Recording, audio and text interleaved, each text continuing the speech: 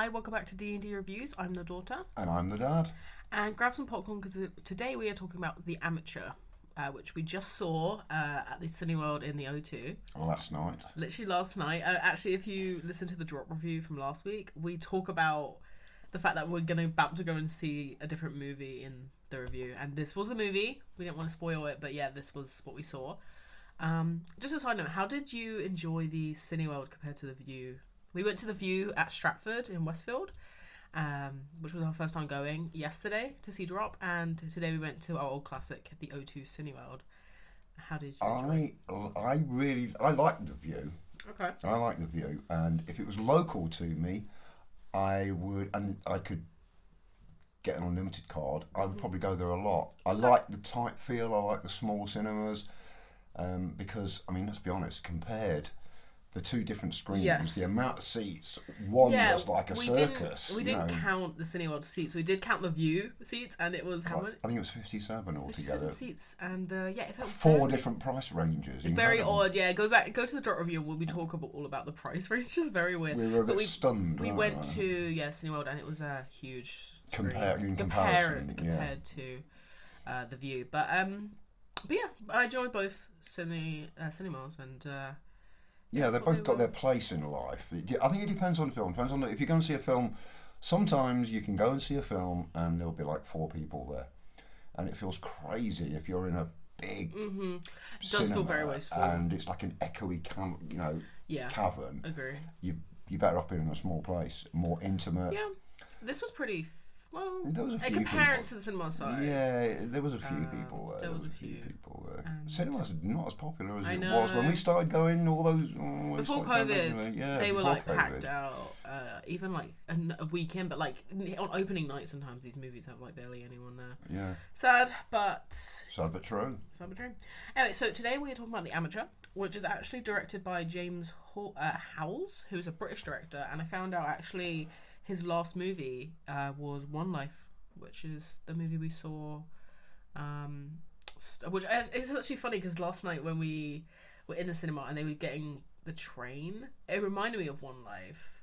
I think I said that, which was the movie with Anthony Hopkins where he rescued all of the children. Oh yeah. Based on a true story. That's a true story. Yeah, really good, like heartfelt movie about. Nazi Germany, right? He rescued loads of Jewish children, didn't he? Yeah, to bring them to England and get them housing. He sets them up with trusted because people he trusts. It was quite good because I mean we're talking about different films. I know, altogether, sorry. They did that kind of TV thing when they all stood up. That was so sweet. He went on to was like a reality kind of show, and then they said anyone that owes their life to him, and everybody did. And everybody stood up. You cannot let these people down. It is incredible what you achieved. We're doing as much as we can. I have a lot of faith in ordinary people. Because I'm an ordinary person. Save one life, save the world. Forgive me, but how many children are we speaking about? Can I ask, is there anyone in the audience tonight who owes their life to Nicholas Winton?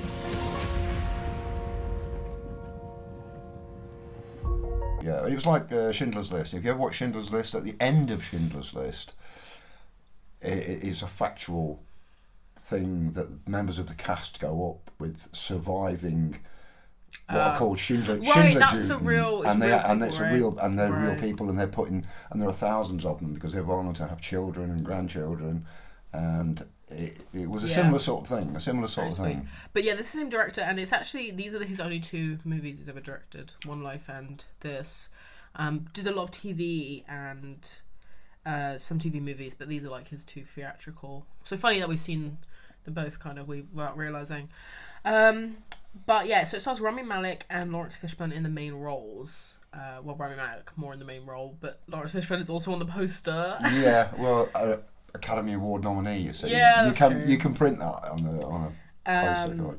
But yeah, and it's actually written by a book by Robert Littell in 1981, and actually, funny enough, adapted into a Canadian film in the same year. I'd like to see that film.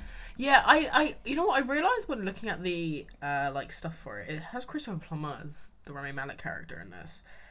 Okay. But it's actually it's just filmed in Canada, but it's set in America. Yeah, Like he because still you works need, at CIA. you need Yeah, the CIA, He don't needs you? to, 'Cause yeah. the CIA, the thing is, the CIA are the eternal bad guy, and I know that everyone's going to hate this, or there'll be a lot. There's going to be a lot Yeah. of hating on this film because it's just it just keeps popping. It does It paint. pops up in various parts of Europe, and you're like, okay. He goes from being he's the Right. amateur. The whole point is Yes. that he is an amateur. Yeah. He's out for revenge. We all know that, but he's an amateur. He works for CIA, but he works in code breaking. Yes. And he's brilliant. He's a brilliant man when it comes to how to operate cameras and to hack into systems and computers and what have you. But when it comes to killing people and actually being a field operative, he doesn't have that skill. And Rami Malek looks the part because he's a scrawny little wretch. Yeah. You know, not his fault, but he looks the part. They even say it to him in the movie, like, you couldn't even beat a nun up or something. Yeah, They're like, well, you look... he has that fight. Are we giving it away here? We are giving it away. He has a fight with a woman. Oh, and right. the woman kicks his ass. Yeah. And actually gets out the room, doesn't she? And it's only the fact. Sure, yeah. So. Yeah, okay, yeah. At the end of the day, I know get she's an you. international terrorist and what have you, but she still kicks his ass. But yeah, so just like some main points is Rami Malek, a kind of coder, Code breaker, cryptologist, yeah, grapher, they say, whose wife gets killed in a terrorist attack, and he is it a terrorist attack? I mean, is that what the whole thing? It's construed as a terrorist attack, Yeah, but I mean they're supposed to be mercenaries, aren't they? They're supposed to be underground mercenaries who, for money, will attack anybody. So they will. But do anything. his wife ends up dying, and then he gets brutally murdered. I don't know how you can say dies. Well, she does technically die. And then he basically kind of goes on this revenge thing. Maybe it's better not to know. Love you. Love you. Bye. Bye. Charlie, I think you need to see this. What is this? Your wife has been killed.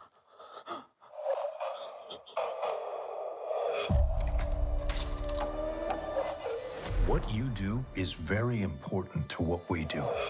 Let us handle this. I want mission-specific training, cash, and a new identity.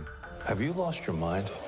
I want to find and kill the people who murdered my wife. What is your general non-spoiler thoughts on The Amateur before we go into I personally, I liked it. Yeah. I did like it, but I know that people won't because it's not believable. It's not believable, but I like the idea of revenge. I like the idea that one man can take on the world. John Wick style. John Wick style, yeah. But John Wick is already trained to be. He's trained to kill. Yeah. But he's also he's also a brilliant and clever man in his own way.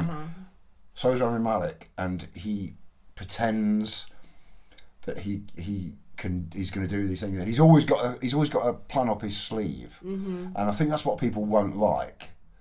It's like, well, how come he's always thinking 2 moves ahead? Yeah. Because he's got a 170 IQ. They That's say true. that. They say that say earlier, that, yeah. and he's also trained to the extreme in covert surveillance and what have you. He wrote the book on their systems of surveillance, so he knows how to play these systems.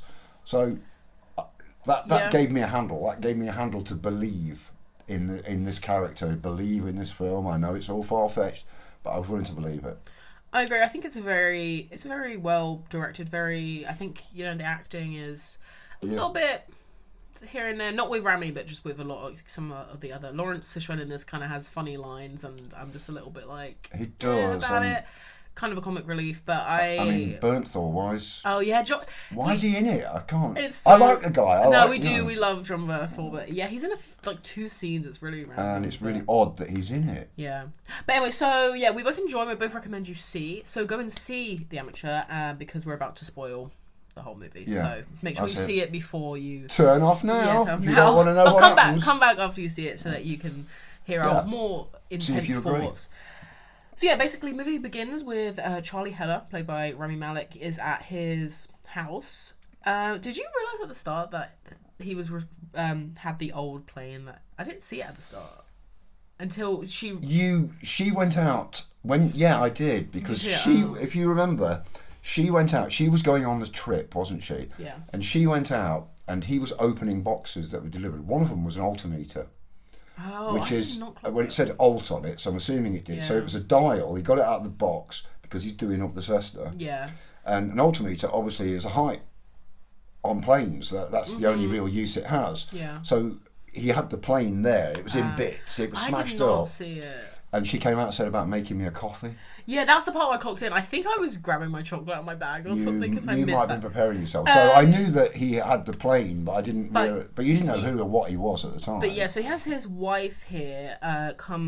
She comes out because basically she's leaving to go to on a kind of business trip or something. London. Good old London town. Yeah, where it we got are a shout now. out. Yeah. And they say, she goes to London because she says, "I'll miss your coffee," and he goes, "Don't they have coffee in London?"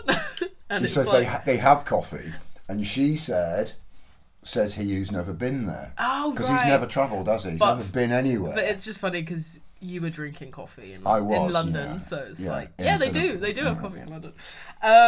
But yeah, so a line here she says like, it says you never travel kind of thing. It's like a jokey thing. Because she's but asking him to go. She said, asked him "You to can go, and he still come." says, "Yeah, I never go." Because later on he's like, "I never go." So Yeah. I mean, yeah, she travels a lot. It seems. And he's a homebod. He's a homebod. Oh yeah, this movie takes place in a lot of it takes place in Virginia, Obviously, because he yeah. works at the CIA, and that's Yeah. obviously where the headquarters are. But yeah, so he goes to work after she leaves. He says, "I'll call you later." It's a nice. Oh, actually, he does kind of a sweet thing of him running next to the car, which I thought hanging was onto so sweet. it, like in a That was like romantic my way, husband. until it pulls away too fast, it's and so sweet. he stands there waving. But yeah, because actually one of the complaints I have with this movie is the fact that because there's barely any scenes of their relationship. It doesn't feel as like ground hitting that he's trying to do all this. But that scene is like a nice little. Yeah, there aren't. Because you could barely have any scenes right at the start. I think to establish, I think they didn't bother. Because I mean, the film runs just over 2 hours anyway. Yeah. Yeah. Because there is basically you've got to travel halfway around the half the countries in Europe, sorting stuff you go out. so many places. So I think to establish that there was an intense relationship, she appears in to him in flashbacks. well, not in flashbacks. Well, but in like he sees her wherever he goes. He looks, and There's she'll be looking at him. There's a few because He sits on a bed in a hotel at one point, and she yeah. walks round him and folds back the covers on the other side of the bed, like she's There's still a few there. like not visions, but he just sees her a few times, and then there's a Yeah. few flashbacks like her giving the plane to him and stuff. Yeah. Like that's so yeah, you get the to show relationship the throughout depth of the the movie. You still get the relationship, but he goes to work, and he talks with their character called the Bear, played by John Berthel, who. Yeah, again, we love John Berthel. It's another weird thing because we just saw, before this movie, we saw a trailer for The Accountant 2. And I said to you, oh, this has John Berthel in it because we've seen him in a lot of stuff, including Origin, which is funny because we talked about that in the drop review because we both... That'll be last week. last week. That should be last week's review. We mentioned it, maybe. We mentioned it because it's a good movie. We thought it was a great movie, yeah, he's in that. And he's also in The Walking Dead, plays your favourite character. Which everyone will know him from, but he is a good actor. Let me tell you something else, man. But yeah, random he's in this because in this one scene, and then that's kind of like. Well, he meets Rami Malek, and he's a field operative, isn't he? He's like an agent. And he goes out. He says to Charlie, "What are you doing for lunch?" And Charlie's like, "Oh wow." Yeah. We didn't say "Oh wow," but nothing. nothing. I'm completely free. And he went, and so the Bear, this famous field operative, said to him, "Well, eat your lunch, and I'll come and get you afterwards. You can come and help me out on this computers because I need your big brain to work on that." And he's like, and he's kind of shot down because he's getting used. But you never see him fix it. I know. He never does that. I think it's just like supposed to be a sad line. Well, there's actually another weird line where Charlie at lunch goes and sits with like his kind of the Christmas tree line. Yeah, but it's a weird line where he's sitting with his other kind of codebreaker friends that work there, and they see the Bear, and they're all like, "Oh, that's the Bear," and then he goes, "Oh yeah, he's your friend, Charlie." And then he goes, "Oh, why is he your he's friend?" Just acquaintance. Yeah, they go, "What's your friend?" He goes, "Oh, I saved his life once." And they all look at each other like, "What was that like?" Well, did they mean literally? Because John Berthel's character says, "You saved me." that other before, or when you did that stuff when you were in the computer. So I think right, I was so saving someone's life he's isn't just necessarily a joking gun around. battle. Yeah, okay. It's like, this wouldn't have worked for me if you hadn't sorted out that computer for me, because it's, you know, you stay in the office and do stuff, but your support is fantastic. Your level of support for those in the field, but you're not fit to go in the field. Okay, so it's not not a literal. You're not thing. a man. You're just a brain on a stick, baby. Sure.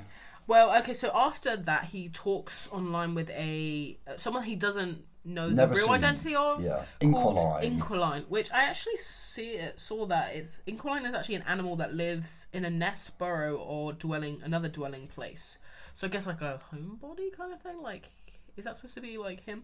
I don't know, but he talks to this person online, and they have a jokey thing where he's trying to figure out where they are, and he keeps saying Turkey, Istanbul specifically, and they're just like, haha, like, you'll never know. But more importantly, they send him files, and they say, don't open this with anyone else in the office, and it's kind of red hot. Kind of delete it after you get it. For your it's about people you work for. Yeah, so this is red hot. He opens it up, and it's actually about the office, specifically the Special Activities Center Alex Moore, who apparently has had all these like drone strikes that are politically motivated in different countries.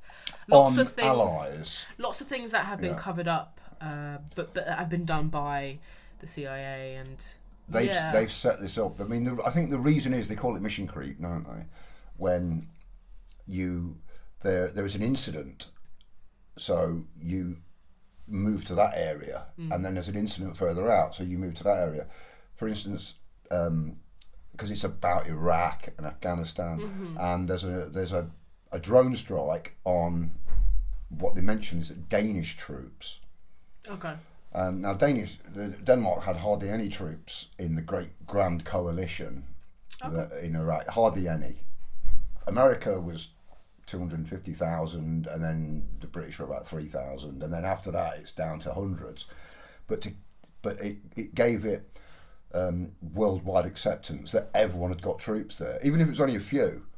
You still got people there, and if there's a danger, I think what it was meant to be, if there's a danger of Denmark going, look, enough's enough, we don't want to be involved in this anymore, we're going to pull out, they would arrange what then became what they called a suicide bombing.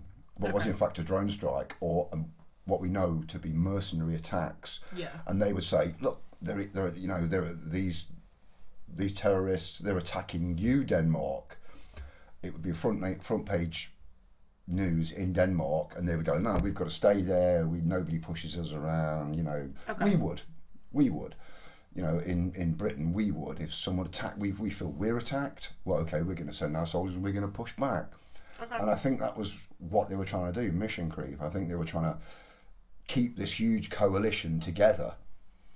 And by keeping this huge coalition together, as they saw it, you know, more, you know, the guys who are in charge, they saw it as protecting America and protecting American lives, and by sacrificing a few Danish, you know, a couple of Finnish, some Brits, you know, and then saying, this is suicide bombers, you're being attacked by these terrible people, we need to work together, a few more months and we'll have sorted this.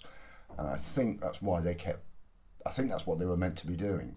Okay. I think that's why what were drone strikes or attacks were then called suicide bombings. Yeah.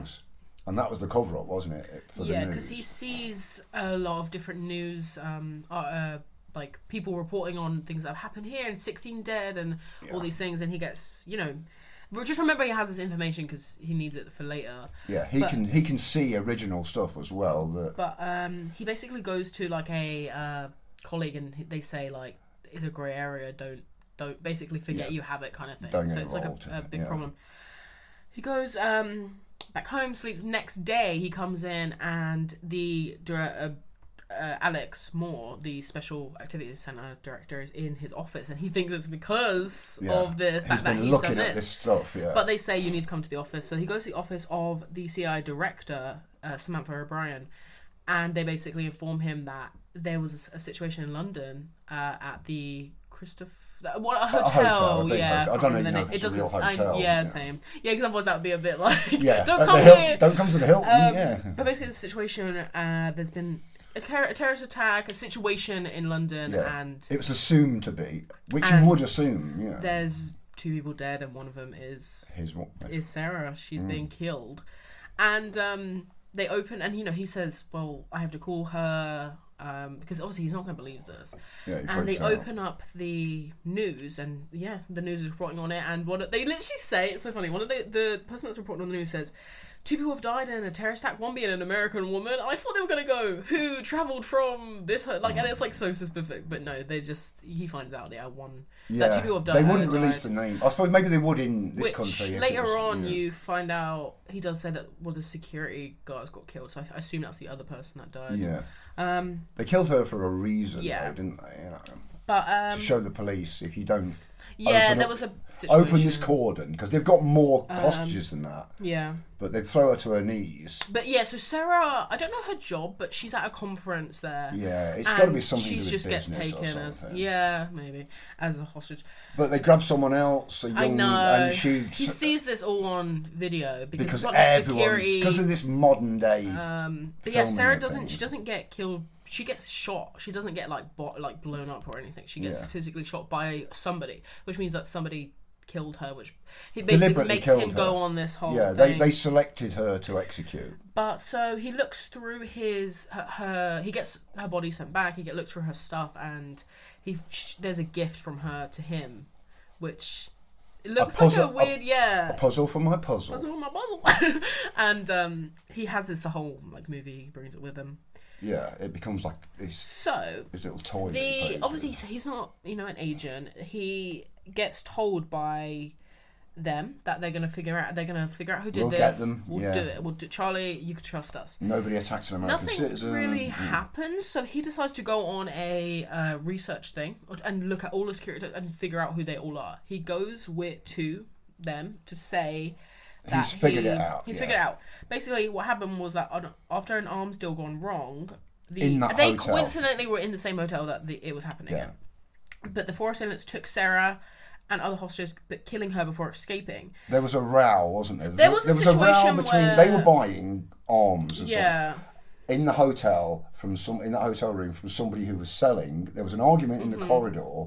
They shot those guys. Yeah, and then that brought And the that security of the started hotel, everything. and then they called the police, And and then then they couldn't get out without hostages, and then they took Yeah, Sarah 'cause the police they were threw going to a take cordon someone else, around and it, then yeah. and then she said No. She No. tried to pull the girl down. They even said and they grabbed her later instead. on the killers. They even said she was took someone very else's brave. place. She was She very took- brave. Yeah.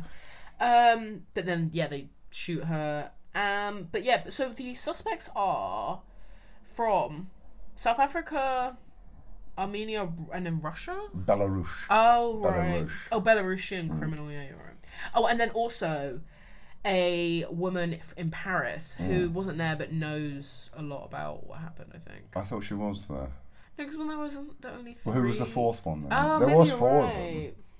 Because Romania. She was the one. The only reason that they went there first because she lived in Paris and never went anywhere else. The rest of them kept zotting around all over the place, moving. Yeah, you might be right actually.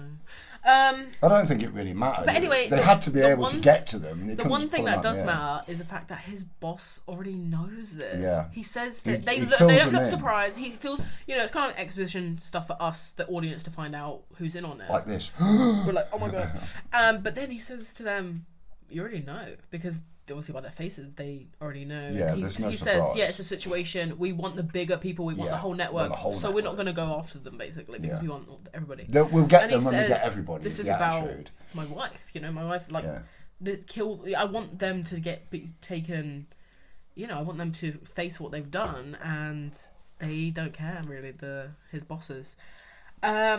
Because of this, he decides to go with. He does this kind of elaborate thing of plans where he brings. Which, by the way, I didn't know that when you go to CIA, you have to get they search you if you're a worker there every time. It's kind of crazy. Well, they can't have anything. They can't have. Yeah, but what he does. Because what if I work there and they've got you and your sister and with guns to your head and they say go to work and fetches this information. But, yeah, I guess it's like a national security Yeah, thing. so it's like, it's not that you're you're a spy, it's that you might be coerced. But, so every time he goes to work, he also has to scan his ID to be letting kind of like a barrier to go to like the tube or something, you know, when you go through and you have to like scan it. And so what he does is he decides to put a little flash drive file on his behind his like clip ID, because his ID can be scanned as an ID, and it's but it scans him for anything, doesn't it? Scans his whole thing, scans his bag and everything.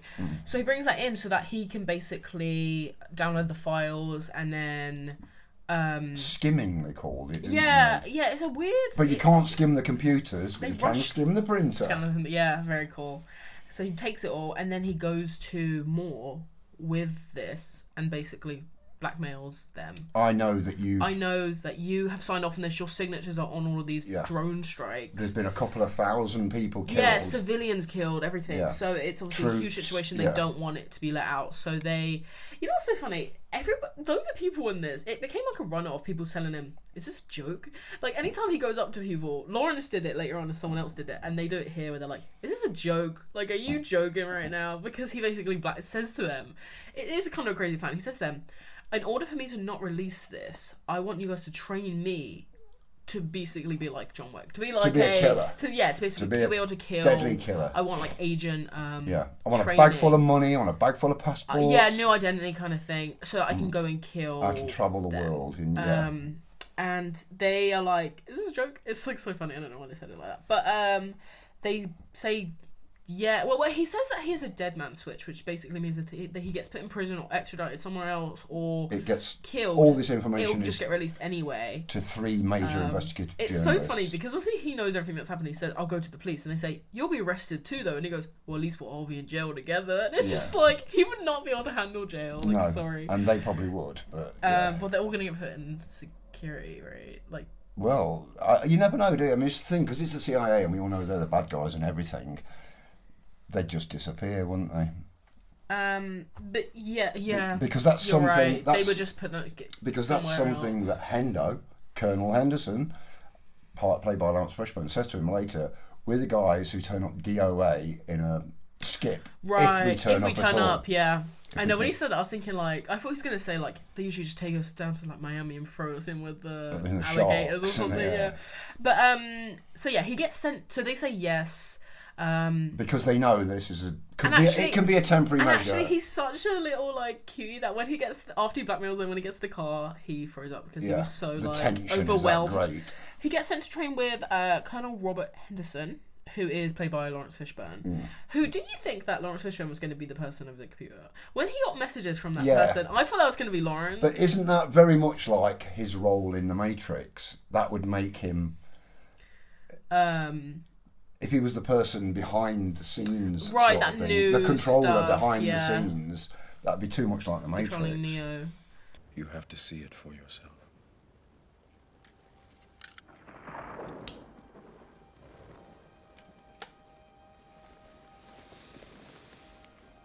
This is your last chance. After this, there is no turning back. You take the blue pill. The story ends. You wake up in your bed and believe whatever you want to believe. You take the red pill. You stay in Wonderland. And I show you how deep the rabbit hole goes.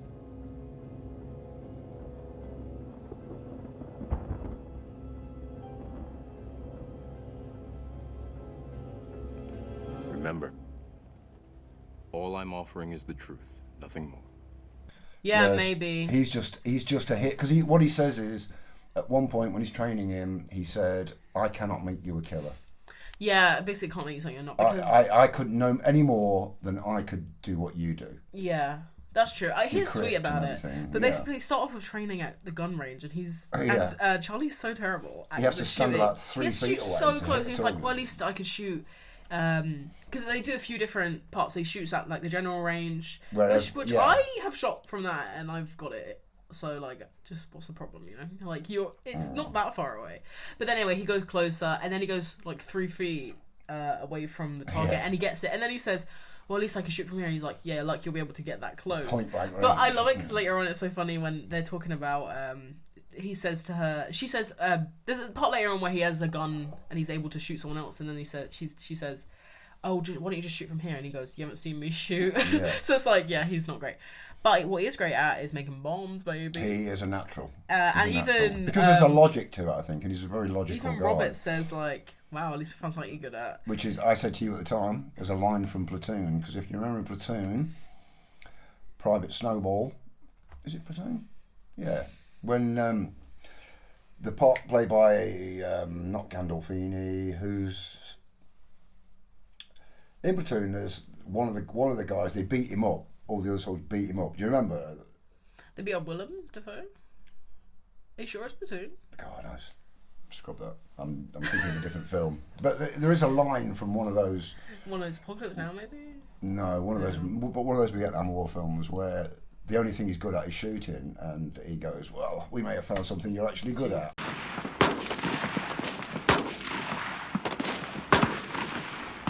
Outstanding, Private Pyle. I think we finally found something that you do well. Sir, yes, sir. So, while this is all happening, the CIA have been looking through to see if he actually has ripping his life apart. Yeah, and he goes to... Yeah, they rip his office apart. They rip everybody he works with. They rip everything apart. But they go to a bar that he frequents. Because they find out... Basically, this movie is so security tape heavy. Or, like, camera heavy. Like, they look at all the security cameras, and they find out he went to a bar, and they find a CD of ABBA's greatest hits underneath it, which they think that he's... And then they look... When they actually play it, it goes... Yeah, so nothing was on it. He had, like, no extra stuff happening. But because of this, they call Robert, Laurence Fishburne, to tell him to kill him? They crack... It takes them 5 hours. They find the ABBA CD, so they go, okay, the ABBA CD's been taken out. So what is this? So when they play the actual ABBA CD within the jukebox, and they get this kind of feedback thing, which is obviously some sort of computer feedback, they go, haha, we found it. They take it back to the office and they get someone to break the code because it's got all the security on it. And they say, how long to it? And she goes, about 5 hours. Okay.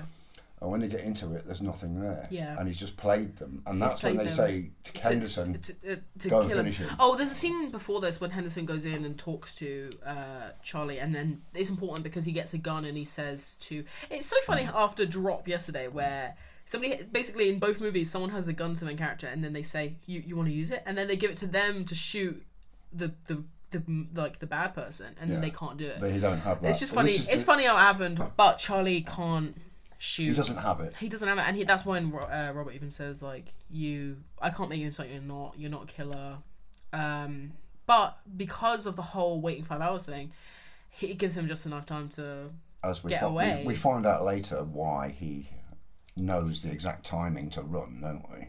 Oh, well, no, we find out now. Basically, he's bugged the files. When they rip everything apart. You find out that in his ear, he can hear what they're... He's put a tiny little bug in. I totally forgot about that, yeah. He bugged the files, and that's how he knows to run. But yeah, he runs away with one of the passports they give him. With a load of He's like, sorry, man. Sorry, you guys. And he must have run with a load of money as well. I know, because he has a lot. Because he's just bribing people left, right, and centre to travel across borders and across Europe and everything. But he gets in, and he goes to London. He flies from Dulles. For some reason, he goes to London. For some reason, he goes to London. No one's in London, by the way. So all of the terrorists attack was in London, but everyone else is all over Europe. But I think he goes there just. So he does because there's some flowers. There's flowers and he's at the near hotel. Those flowers. I think it's just supposed to be like, hey, this is for you, Sarah. Yeah, this is where you died. This is where you took your final breath. So, but yeah, so then he goes to Paris. Oh, and Robert has been kind of, I guess, assigned to find him. Are we talking about Hendo here? Yeah. Colonel Hendo. Yeah, sorry, his name is Robert. His first name. Oh wow! I wasn't on first name terms with him. Yeah, no, I know him. Well, there's one point where he goes, "My friends call me Hendo. You can call me Colonel Robertson." Yeah, that was funny. Colonel Henderson. Sorry, you got me going. Colonel Robert.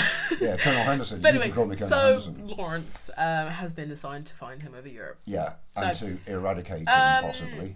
So anyway, he tracks down Gretchen, who is a part of it, one of the people in Paris. Paris. One person leads to another, he thinks. And he does this stupid thing where he tries to go to her apartment and then opens up a lockpick video to open. Don't you think that's so weird? But I understand doing it. Because I thought, wow, that's clever. Because it probably is. I mean, I don't know YouTube and all that. No, I think they would be. But I thought, I bet there's stuff on there.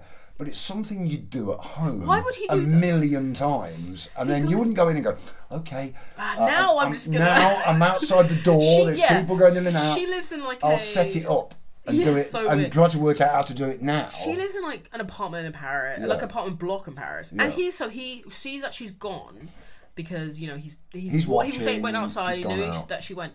He goes to the thingy and then gets his tools out, and then a video playing lockpick hacks or something. Yeah. He's able to do it though. He gets into her apartment. Well, he has to, doesn't he? He takes a photo of her calendar and also a gun from her. He finds drawer. a gun, yeah. What he isn't going to take, and then he decides to, and he hears them coming back.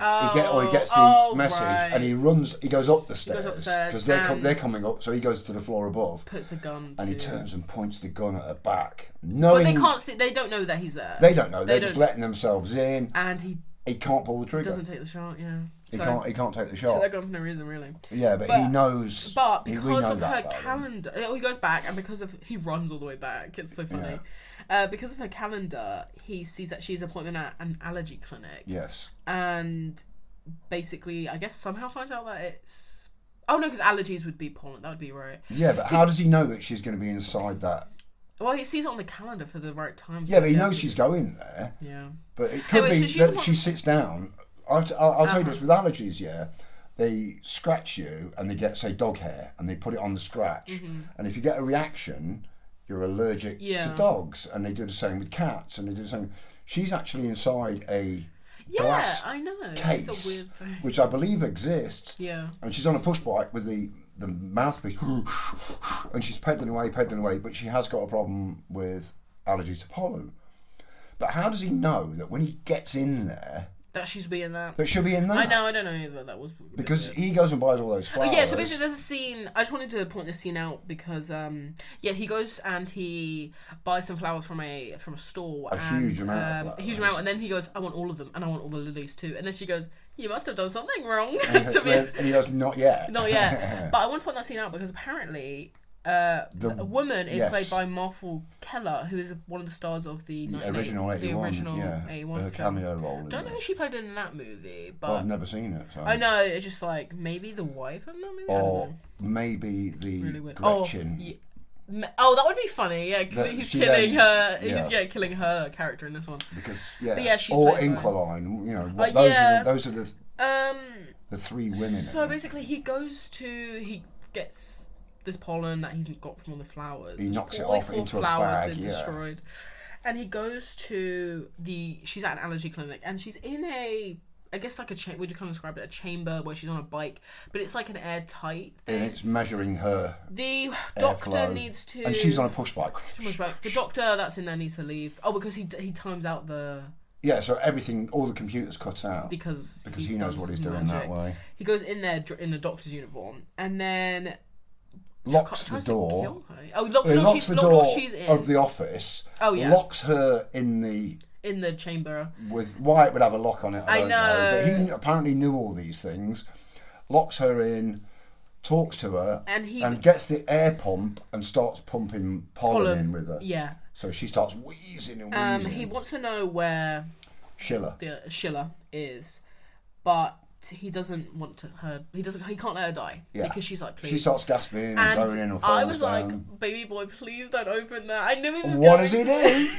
He opens the door and then she starts kicking the shit out of him. They tried. There's like a thingy fight. It's funny. I didn't realize that after the movie he had scratches on his neck, which must have been from this fight. Because they go everywhere. They like throw each other around. Yeah. Bearing in mind that I'm not saying she's a frail woman, but like he's a weird. Yeah. There's not much to him. That's the thing, because it's like he's getting an ass kicked by her. Yeah, he is, basically. She runs out of the... She breaks out. She breaks out of the thing and then runs. He chases her. Gun in hand. Yeah, it's so... He's actually like running like a police officer with a gun, like... Yeah. Fully visible but with for a white everyone. coat on, it's so weird. He doesn't look like a police officer. And she doesn't look like she's going when she crosses the road. I liked that. I said at the time, I was really impressed when she got hit by that van. She gets hit by She flew. And dies. Yeah.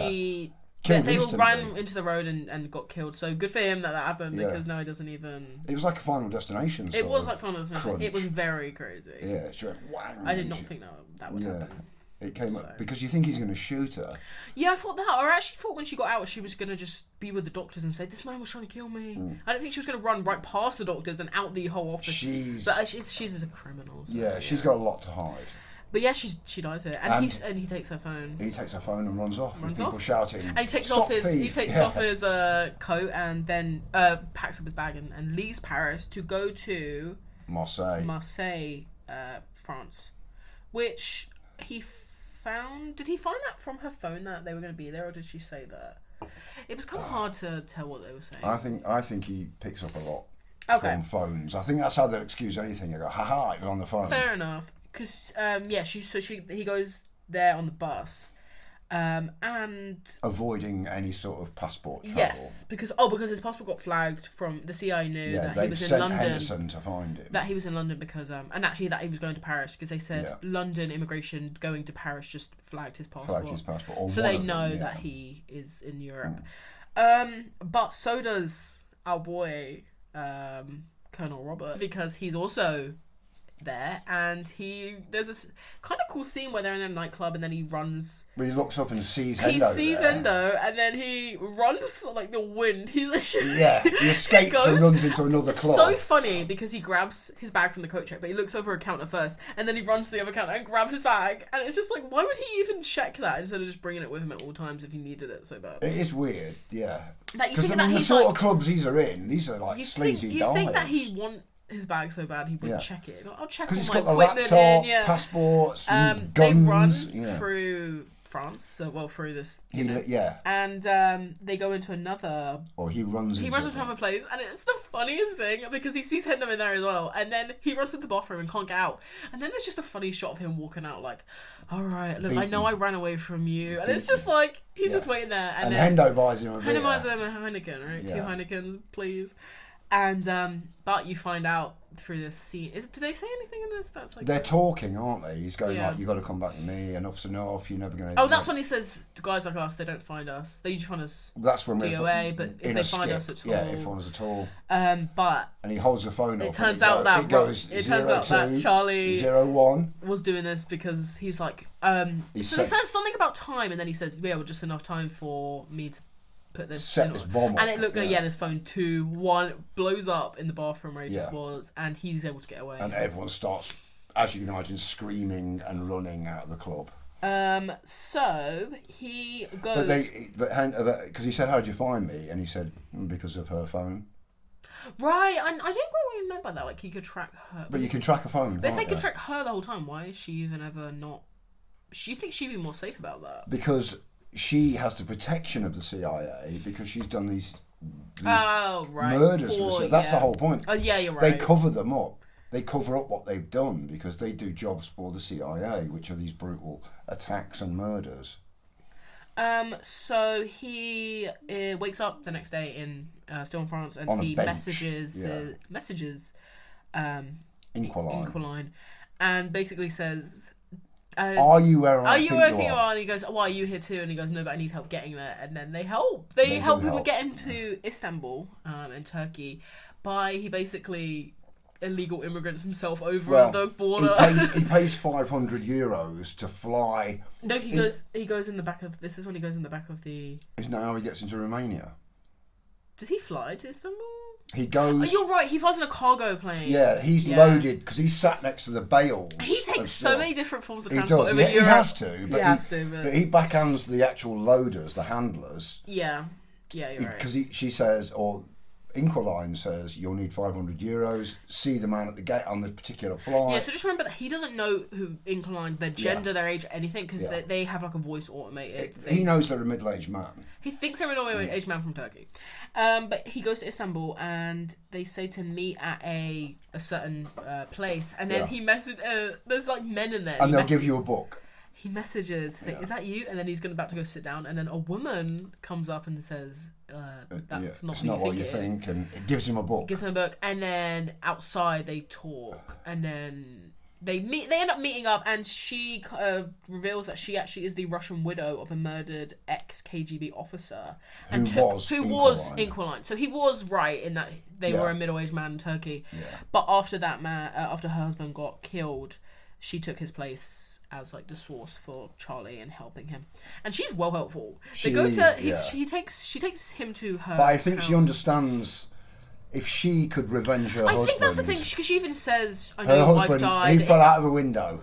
Yeah, and that's I love the main it. cause of death amongst ex-KGB agents. It's falling out of windows. It's falling out windows. It's so funny. But yeah, she basically goes and they trace one of the other guys to Madrid in Spain. On virtue of one single picture where he's holding up a glass of wine. Right, that was it. And he's like, I think he could be in Spain. It's a vineyard. But it's not Russia. Yeah, it's a particular like, type of vineyard because the space between the vines is so great. There's mountains in the background. They see in the reflection a woman who, that may be girlfriend, and then they look through her, they find her Instagram, and then they find out she's in Madrid. Yeah, so they know. And they're at a luxury hotel. So, yeah, and also... while this is going on, we keep coming back to America, and you find out that the director of the CIA has learnt that kind of what's happened with Moore, and he's has sent Henderson after Charlie, and she sends her own operative as well, because we she need a man, or we need someone she in knows the area. Charlie, by the way, because earlier on when they found out about his wife, she was in that same scene, and she even says to Moore, who where is he? And then he says it's still on bereavement leave, I think. And then she doesn't trust him, so they go. But she's already had a meeting with him. That actually happened right before the story. They go to lunch, and because he it's kind of so weird. He's very arrogant to her. He's kind of like.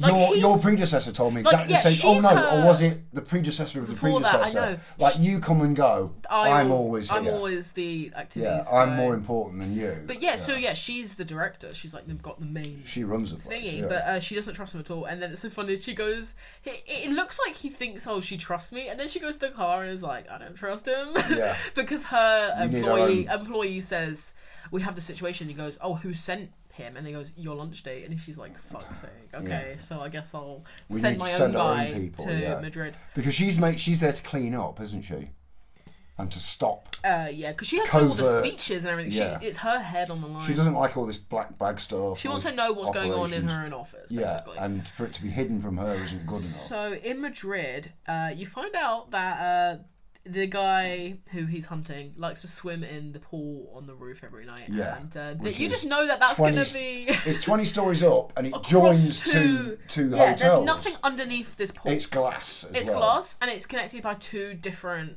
hotels or two different buildings. These do exist. Nothing underneath it. It's crazy. There's one, I told you, near the American Embassy in London, there are some high-rise buildings. I think I do remember that, yeah. And two of them were joined by a swimming pool that you can look up and see people swimming. I wouldn't fancy it myself because it'd be quite creepy. But and he bribes the staff to let him swim on his own at night, doesn't he? Yeah, so it's very helpful for Charlie. Because, this is the funny scene when Inqueline says to him, just take the shot now, you have it. And he's like, you haven't seen me shoot. It was a funny line, I liked it. Couldn't hit a cow's arse at a banjo, as they say. So he decides to use his own methods, and he rigs the equipment to what he does is decompresses the air between the sheets of glass, making it crack under the pressure. So a bit like if you look at double glazing, it's very thin glass, but it's actually the between it is that makes it more, gives it greater play, but makes it also rigid and strong. Because he starts talking about I can't think of the words he says. I know, I don't remember the specific behind it. But it's almost like the pressure points. That if I suck the air out, though the air seems like nothing, the air is everything. Because so he does this, and his situation right now is that he has Inqueline in his ear, and she has all the security cameras, so she can tell him what's happening. And though she's in Istanbul, he's in Madrid, and she's looking at cameras. And you find out so is Henderson, and so is the other operative that the director has sent for him. So they're all there because he's shown her a picture of Henderson. Keep an eye out for this guy. Keep an eye out for him, and she finds out that he's in the lobby. So basically, he goes to Bolsic, I think is the guy's name, and he basically who's swimming, and he says, "I will, you kill my wife." Tell me. In London, her name was Sarah, and Give tell me. Schiller's the guy who wants. Schiller's the guy who wants, because only one of the guys shot. And Schiller is kind of the leader anyway. Yeah. And he kills He refuses to. He refuses to give anything up, and he says, "Well, you better be a quick swimmer then." And then he does it. He does the thing, and it cracks. And I thought that he might have made it across, but no, he doesn't. He shatters down, and my guy died. He swam, and it just collapsed. But I mean, no mercy on anybody that was down below. I was thinking that a lot of times through this, he's killing other people who are then gonna be like, "I'm gonna go after Charlie Heller because he killed my da-da-da," and it's just never ending. But yes, he kills him, but then kind of has to do this other run situation with Henderson because Henderson is after him, and it's kind of a cool scene where she's telling him, "Run down these stairs," and he goes, "Oh, but the other guy's down there, he's coming up, but Henderson's up there." Go left, and it's kind of like a fun. But the other chase. operative. But what happens so funny is that he's running, and then the guy tries to jump. The other operative tries to jump onto Charlie, and ends up getting Henderson who's behind him, and then those two fight, and they have a cool little fight. Yeah, I thought that what happened was that Henderson was grabbing at Charlie, and Charlie was kind of scuttering away, and out of a side entrance, Hendo got smashed off his feet by this other operative. And then they have that fight. Yeah. And he wasn't going after Henderson deliberately. And the other operative pulls a gun eventually while they're wrestling and shoots Henderson, drops the gun. Henderson picks the gun up and shoots him through the head and kills him. Yeah. And then he slumps to the floor. And meanwhile, this is what got me. Okay. Charlie has stood looking through the door. So this guy sacrificed his life to help him. And his son's looking through the door, watching the fight, and watches Hendo collapse. And Henderson's looking at him. And he's like, oh, now I'll go. And walks off. Yeah, it was a bit of a weird scene where it's like they have that whole fight and then it's just Charlie was just standing there the whole time. Either run away or help. Like, don't just stand there. And how did he get to... I think that this is when he paid a guy to take him in a boat or was that... To get from... You mean who? Right, he goes to Istanbul. He flies in that plane. This is he's moving from place to place. So he flies to Istanbul. Yes. Yeah. Bribes the guys to let him on this commercial flight where they're moving, stuff. Yeah. Instead of people. And he kind of hops up at the other end in Istanbul and just wanders into Istanbul with that. So he doesn't have to use a passport or anything. Starts doing all that stuff where he... That's later. Yeah, but he's starting to think about how am I going to hide my presence. But they then work out that they need to go back to Madrid. How does he get to Spain? I know, I was thinking that because it just cuts to him there. It's like he's in Madrid. Because there are several other ways of him moving. Like, say, he's in the back of a truck with a load of illegal aliens. Well, he is in Madrid for only a sec because he goes back to Turkey. Yeah, and somehow. They find out that he actually is talking. The CIA find out he's talking to someone because he's talking someone over the tapes, and they have a thing in his ear. They look through all of they scrub everything, and they find out what he's been talking to in Quilline. Hasn't he hacked in his picture? That's after he goes to remain on his own because remember she gets killed. Yeah, she dies in that. That's after when he's in Romania. Okay. Because right now he goes back to her and she says, he's feeding the chickens. It's like a sweet scene, and then there's a sweet scene later on where she wakes him up and he's like, "Is everything okay?" And then she says, "I just want to sleep next to somebody for the first time." Yeah, alive. And he says, "Okay," and they do. Because they both lost people. They both lost their spouses. The people they love. And, so it's like a sweet scene. And she knows there's no escape. She spent 5 years. Oh yeah, she even says he sees that she has just a handgun, and he says, "Well, you would think you'll be able to take everyone out with that?" And she goes, "It's not for them, it's for me." Like if they come after me, I will. Which is kind of a thing that they do in zombie movies a lot of time when they say you leave one bullet in your gun for yourself, just in case you get overrun or something. But it is sad because they find out that they send the CIA send they work out a strike team. But are they? Is it the CIA team? Because, I think it is. Here it says it is. So. But in the film he goes Colonel, whatever, not Colonel, but whoever the guy who's in charge of the guy who's done all the bad stuff. Moore or whatever his name is. Moore. He goes, get me Russian local Istanbul. Like, let me speak to the embassy or something. Okay. The Russian embassy. Oh. Because they're the ones who are interested in her. Yes. Because basically she works for the CIA now. She's sending them information. Mm-hmm. So they'd have no reason to be down on her. but the Russians would. I mean, here it just says the CIA realizes that Charlie is communicating with someone and tracks down Incoline. He sends a strike. They send a strike team to Istanbul. And, or they arrange a strike. But I'm sure they're shouting in Russian at one point. I mean, I don't know. He has a lot of people after it. Everybody. Well, they're after her, but he's part of the... But they shoot at the car and... They escape. She is... Oh, they escaped in a really cool scene where she has like a back exit to her house. And they get away from the house before the other people have even entered it. And then when they get miles down the road and look back, they're going through the doors. But they see that they also have a boat that's shooting at them. And then so it's such a sad scene where they think they're away and he says, oh yeah, we got away. And then they swerve another corner and it gets shot at and she dies. She dies. Yeah. So it's sad. It is sad.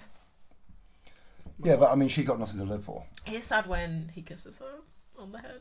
Yeah, that was like then he takes her phone. He takes every dead woman's phone in this. Yeah, but he kind of has to equip himself as best he can. So he basically is like, well, I got... but she was messaging with... the South African guy. Who says that he can meet in Romania. He's a procurer of arms for the group that he works for. Yes, they want different jobs. They've promised him, she's contacted him and said, I can have access to 20 ground-to-air missiles or something like that. Yeah, it's something. If you're interested, let me know in 24 hours. And he's like, yeah, I can. We'll meet at Romania, at 12 or whatever. Bloshkik or somewhere like that, yeah. So Charlie goes to meet him. Has to go to Romania and he goes in the back of a... That's when he goes. With a load of illegals. Illegals in the back of a... From Turkey. Why you'd have to be an illegal alien... To go from Turkey to Romania, I don't know. You think it'd be the other way around, but there you go. But he...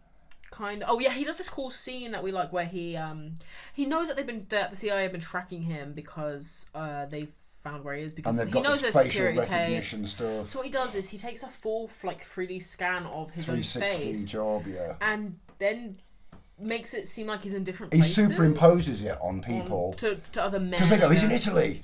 Other men with his build and he's in Italy. And his skin color. He's in Germany. And so he keeps popping up. So then they're like, oh, he's here, Prague. Let's do this.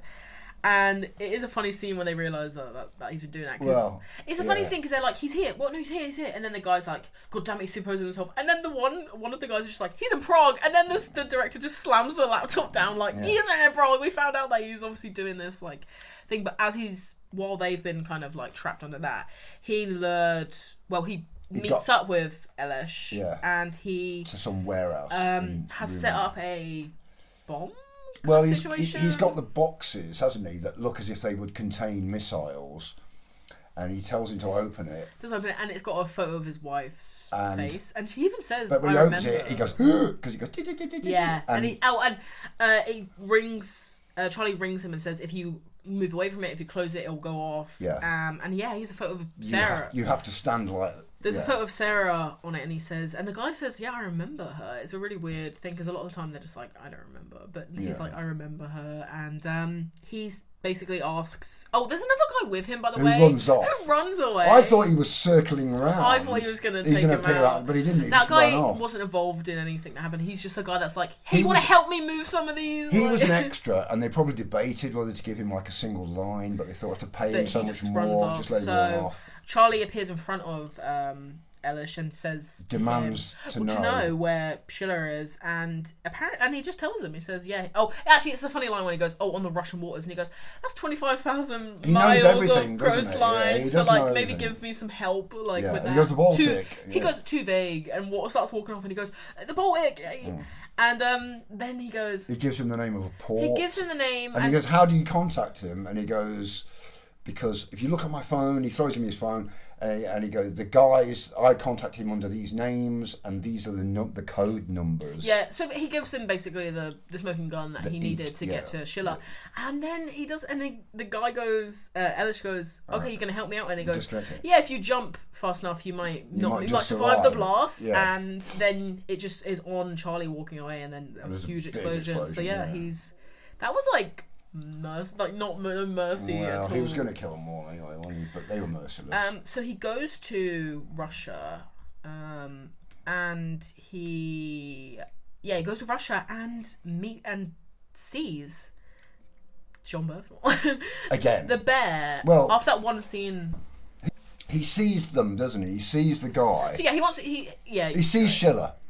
Yeah. And he's got like a little tiny tender, almost like a little motorboat that goes out to the ship, the trawler that he uses as his main ship.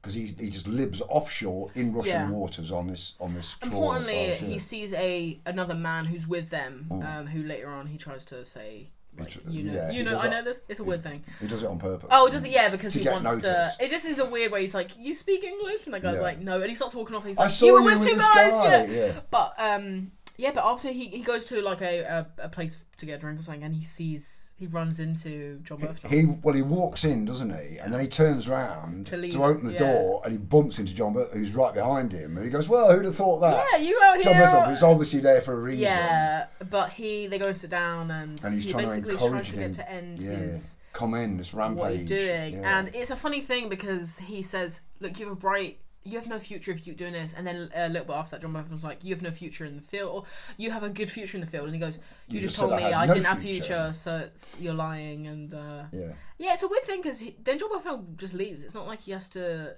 Yeah, and it's a weird how situation. does he just wander into Russia like he owns the place? You mean John? John Berthold, yeah. Because I mean, obviously, he's got there illegally. Schiller, not Schiller, Charlie Heller. He's got there illegally. But you think he would have had to? Yeah, John Berthold would have had to go through like the right. Surely he's had to fly in. It's a really weird. It's a weird thing because they must know who he is. That's the last scene that John Berthold's in. He's not in he's in two scenes, and it doesn't. It's a weird thing. Neither of them really make. He's a known actor. Why is he in this role? Yeah, in such short. You also could have taken his character out, and it would have been the same. Yeah, it's a weird thing. It was odd. Basically, he deliberately does this thing so that he get captured by Schiller's men. Yeah. And he does. Taken onto the ship. They knock him out, and and this is also the part where he opens up the gift that his wife gave him, and it's like a compass, right? It's called North South, and it says "puzzle for my puzzle." Yeah. But he gets bonked on the head and he drops it, doesn't he? Yeah, and he drops it. And he ends up seeing Schiller, comes face to face with him. Schiller's like, don't you think that Schiller was? It felt really weird. It feels like Schiller is the type of guy to send men out, not to do the stuff on his own, because he has all these guys working for him on the boat, and it's like he would not be the one that's doing that stuff in London. He would have sent guys to do that. Well, it is, but maybe it's some huge multi-million. And he's like, I have to do it myself. You want to get a job done? Say you've got 25. Say you've stolen some armaments from somebody, and you want $25 million for them. You don't want just any rando turning up. You want the guy that I want to talk to Schiller. This is a lot of money. This is a big deal. Schiller will want to be here, and I want Schiller to be here. So I think, though they don't say that, I'm assuming that's kind of the idea.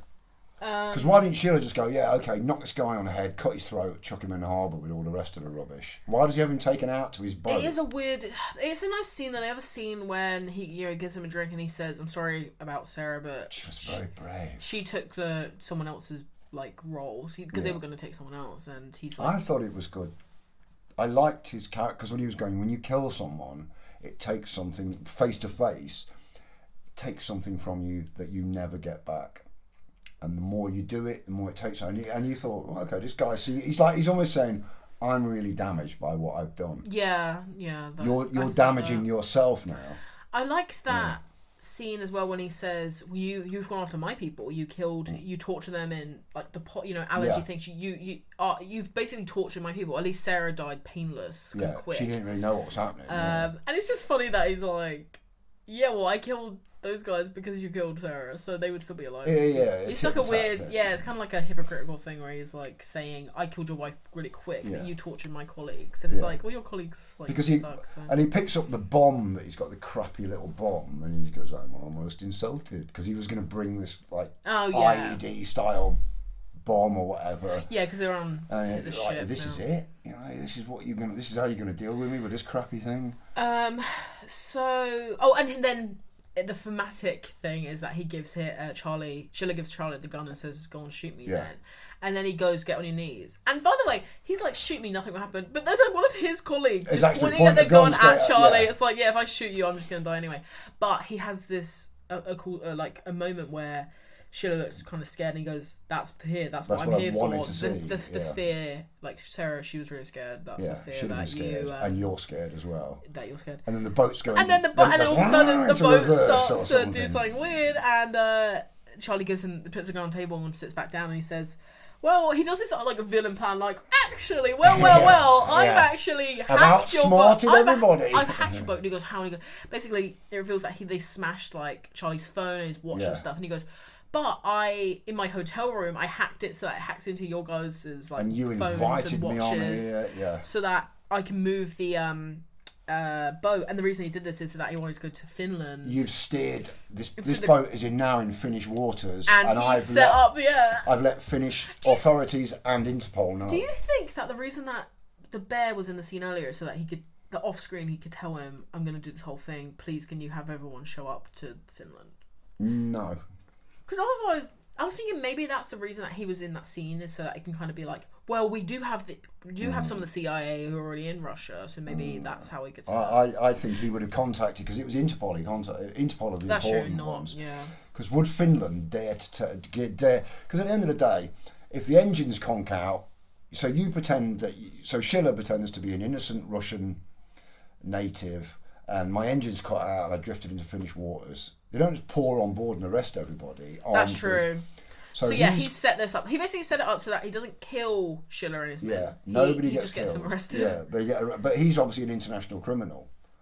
Yes. As no doubt are his men who have done various things. But not in Russia. He can't get taken in Russia. He can't be taken in Russia. But that's why he's. And there is actually a scene earlier on when Charlie's looking at the map and he does see that where they're going is really close to the Gulf of Finland, which is like, okay, I have a new plan. I'm gonna steer the boat into Finnish waters. Technically, it's always so funny to me how countries can just connect like that, where it's like you could be in two places at once, kind of like half the boat is still in Russia, and then the first thought, it's like a weird thing. There are international waters, aren't there? But there are different lines for fishing. That's true, I guess, because when we went to Amsterdam on the cruise, we were like. At one point in that, UK we weren't waters, in the UK. We were in but you have international waters, and then you have local waters. But yeah, so everyone gets arrested, and then it kind of is like a denouement. It's like a year later. Everybody who's bad in the CIA has been arrested. The director lady has gone on TV she's talking. And said, she talks, and it's a good speech where she's like, yeah, like everything, this is unbelievable. Like, we are here to protect. Yeah. And then there's a scene after that where. She says any question. Well, it's the same scene, but she says any questions, and a guy puts his hand up to ask about Charlie and says, so "Is it true this thing?" And she goes, "You can't really expect me to answer that." And it's like she asks her questions, and then she's like, "I'm not answering any of that." Yeah, don't get too involved. Another thing here is that it's revealed that Hendo is alive. Yeah. He gets in the car with Charlie, who's now back in Virginia. He gets in his car, and the door opens, and Hendo slides in next to him. It's funny. There's a line because earlier on, Charlie was going to get in the back of Henderson's car, and he goes, "What am I, an Uber driver?" Yeah. And here he gets in the car and goes, "I guess you are the Uber driver now." And they laugh and he congratulates him. He says, "Well done, you became." You surprised me all the way. Because because obviously earlier on he had said you won't be able to kill anyone, and you won't be able to once you put a gun to someone's head, you won't be able to shoot. And then when Charlie's talking to Schiller on the boat, he says, a guy once told me I won't be able to shoot anyone, but he also told me I won't be able to kill, and here we are. Yeah. So well, killed a few already. But and then he goes and finishes his plane and flies it. And takes it for a flight. Yeah. Without Sarah. Yeah. R.I.P. Sarah. I liked it. There was nothing. There's no credit scene in this. No, we stayed the whole time. Yeah, we made sure. But that is The Amateur. I liked it. I like The Amateur, and I think I liked it because I'm willing to believe it had a Bond feel about it. I'm willing to believe that the CIA are up to no good. Yeah. And I'm also willing to believe that there are people out there observing all the cameras. Because, I didn't know this, but it's true. There's a bit in it where, right at the beginning, where they got away. They shot his wife. That caused the police to pull back. Like, let us, look, bang, we've killed one person. We'll kill all the rest of these hostages. Unless you let us go. So they pull back and let them go. And he goes, 947,000 cameras in London. They can't have gone nowhere. Yeah. But it's like they went into traffic, sort of thing. So they did get away. But you think, Yeah. wow, 947 cameras, that's a I lot of know, cameras. it's But that's the scary. sort of detail that Malek knows, or his character knows. Yeah, so cast-wise, just wanted to do a little thing because the woman that plays Inquilin in this, I just found out, is actually in Belfast. As Oh, yeah. Mother, and also Ford versus Ferrari as, I think, Christian Bale's wife. Wow, she's in really this. good. Um, She played a couple of good roles there. And then, yeah, obviously, so you have Rami Malek in the main role. But yeah, I mean, and then Lawrence Robert Hendo Henderson is his credit. But yeah, some good performances. Obviously, has, you know, Rami Malek is like the main boy in this. And photography took place in London in June 2023. And Turkey as well. And Turkey. There was some sort of break because of the There SAG was a strike, break wasn't because of there? thingy, but a lot of it also was filmed at Pinewood Studios, which we've been to Pinewood, so playing in Pinewood, so good for us that we've been there. But yeah, I enjoy this. Oh my god, sorry. The guy who played Alex in this is the dad in the Iron Claw. Why does that keep showing up all over the place? If you don't know, we were supposed to see the Iron Claw when it came out, but we never were able to. And now every time... Oh, and it's actually also in Mission Impossible, which we saw a trailer for the new Mission Impossible. You've never seen any, neither have I. I haven't seen them. I don't fancy them. I mean, what can I say?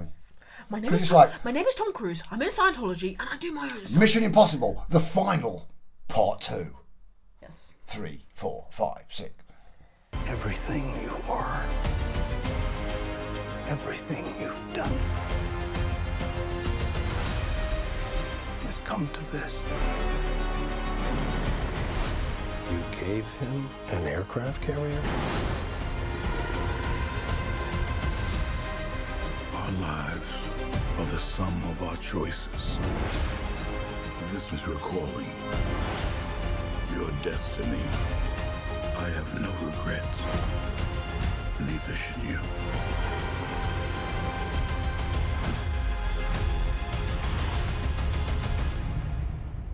I need you to trust me. One last time.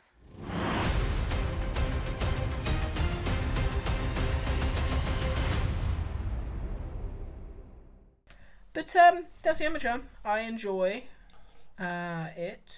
I bet you that it hasn't. I bet you it's like it's Oh scored. yeah. 50 Oh right. and- We were gonna do the thing. I bet you it scored like a 50 and a 50 or something like that. Okay. How much do you actually think? I'm gonna say 50 on critic, and Okay. I'm gonna say 60 on people. On. It was actually 88 on audience and 61 on critic. Wow, that's a lot more than I thought. I thought it would get killed on the crazy The holes in the technical holes in the stuff, plot line. yeah, in the there plot are a line, you few, know. If it was all within one country, it's the fact that he just keeps. At the end of the day, how do you?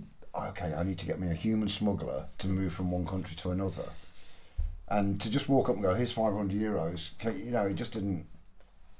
I guess because he works CIA, he knows how to do that. Though. Yeah, but then they'd know. It's a weird thing. There are a few holes in this, but I think that it's fine for the movie. But anyway, thank you for tuning in. We both enjoy it, so I guess there's no... Yeah, go and don't see comment. it. Go and see like, it. We can't, Yeah. can't Don't expect it to be like, wow, this is how the CIA runs, but as a revenge ting, Yeah. I liked it. Renting. I liked it. And yeah, I mean, I enjoy it. It was damn time and drop. Whatever. So tune in next week. I don't know what we're gonna be reviewing Because we haven't seen it We yet. haven't seen it. But we will be back next week. I'd with like to see another review. Warfare, is it on next week? I think Sinners is out next week, so maybe that. Okay, Sinners. We don't know. Sinners and Warfare, maybe. Or who knows? Maybe not either of them. Probably see. Well, it doesn't matter. But we'll discuss this not on. When you're not listening. But yeah, so tune next week. Hope you guys enjoy and comment your thoughts. I'm really curious to see your thoughts. Also, I just thought we'd mention, just because this is a very political American movie, that we are not American. We're from You can England. tell we're not American. We're from England, so obviously if you have like a super like I love my country and... But we're not anti-American. No, I know, I'm just saying that I feel like some people who see this who are American might be like, that's lying about my... I don't know, I mean, Just we're not from America, so. But I think isn't it meant to be that the bad eggs in the CIA That's the thing. are They're two not all, people? yeah, and yeah. Because even Hendo's like dead straight. So is the bear. You know, all those guys are on his side, and the two guys at the top are the deceivers. They're deceiving the people that work for them, who don't question. Like Hendo, he looks after Charlie. Yeah, I mean, he's sent to kill him, and he probably would do, But because he he doesn't know respects- anything about why he needs to be killed, and you obey. You do what you're told. A whole lifetime of obeying orders for the good of America, for the good of world security, because the two things are together. But yeah, also funny. I actually thought this whole movie was going to take place in London for some reason. Because when it said the description of the movie is when a guy, his wife gets taken in London, he goes on a revenge thing, and I was just like, oh, cool, whole London movie. But no, she's just in What are you London thinking? for that. Oh my God, I live there. I thought that's how, like in Craven the Hunter, when it takes place mostly in Russia and then also London, but Canary Wharf. In the wilds of nowhere. But anyway, so thank you. Thank you and good night. This has been D&D Reviews. This is. We'll see you next time.